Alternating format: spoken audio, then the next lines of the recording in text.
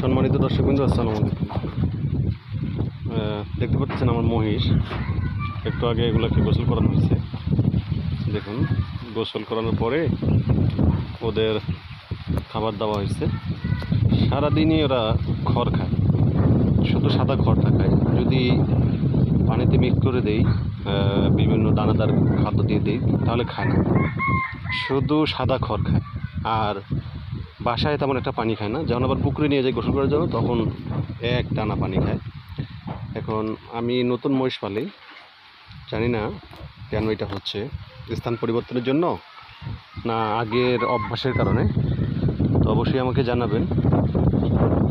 এই মহিষগুলা নেওয়া হয়েছে গত 3 দিন আগে। এই হচ্ছে এদের বর্তমান পরিস্থিতি। আর ঘাস কালকে খাইতে চাচ্ছিল না, কালকে ঘাস দিয়েছিলাম কিন্তু দেখতেছি খায় না, কিন্তু আজকে মাশাআল্লাহ খাইতেছে। কালকে আজকে বেশি খাচ্ছে। আর এটার সঙ্গে এই যে আমার আগের শাহিওয়াল জাতের বাছুর, ও পাল্লা দিয়ে খাচ্ছে আর কি। এই হচ্ছে পরিস্থিতি। আর এই মহিষগুলোকে এখন কৃমিনাশক দেওয়া যাবে কি না অবশ্যই জানাবেন, যেহেতু ও খাইতে যাচ্ছে না এখন অল্প করে। দানাদার কোনো খাবারই খাইতে যাচ্ছে না, শুধু সাদা খড় খাচ্ছে। আর এখন একটু ঘাস দিলাম, ঘাস খাচ্ছে। তো এই অবস্থায় কৃমিনাশক দেওয়া যাবে কিনা অবশ্যই জানাবেন। আর আপনাদের যাদের মহিষ পালনের অভিজ্ঞতা আছে আমাকে শেয়ার করবেন, যে কী করলে এটা আরও ভালো করা যায়, নতুন করা যায়। কারণ হচ্ছে এটা অনেক দামি একটা জিনিস। এই এত ছোটো ছোটো বাচ্চা, সেটাই 1,25,000 টাকা, বাড়িতে আনা পর্যন্ত 1,26,000 টাকা খরচ হয়েছে।